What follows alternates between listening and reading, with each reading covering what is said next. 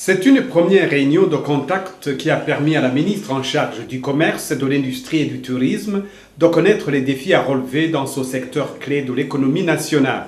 Le président de l'Association des industriels du Burundi en a présenté les plus importants. C'est le défi en rapport avec l'énergie. Et vous le savez, vous tous, l'énergie, c'est le défi primordial puisque le secteur industriel consomme beaucoup d'énergie. Et l'autre défi, c'est avoir accès aux devises, les devises étrangères qui servent à l'importation de nos matières premières. Ces industriels ont évoqué également d'autres problèmes qui bloquent le développement industriel.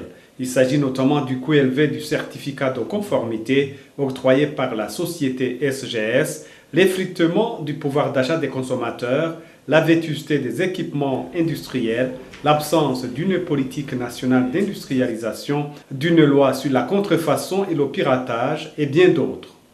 Au cours de ces échanges, il a été constaté que le Burundi n'a pas encore profité de l'intégration régionale dans le secteur industriel. Les produits de la sous-région sont en train d'inonder le marché burundais, mais les industriels ont déploré eux-mêmes que très peu de leurs produits sont consommés dans la communauté est-africaine ou au COMESA. Ils ne sont pas compétitifs par rapport à d'autres de la région.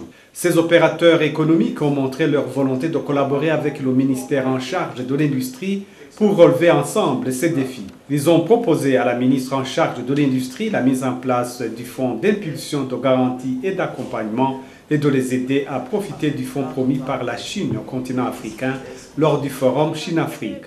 La ministre du Commerce, de l'Industrie et du Tourisme leur a promis de réserver une grande attention à cette question de financement des investissements. Elle a annoncé qu'une solution a été trouvée concernant le problème de la disponibilité des devises. Concernant le problème des devises, nous allons installer un guichet au niveau de l'aéroport pour pouvoir servir en devises les gens qui veulent exporter les produits à l'étranger. Mais ce guichet sera utile pour les vrais commerçants ou bien les vrais industriels qui vont acheter des choses à l'étranger.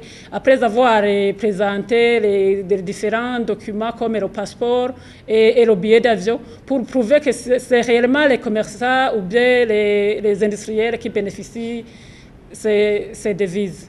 Ces industriels ont demandé plus d'encadrement, une bonne communication et de mettre sur pied un cadre de dialogue secteur par secteur.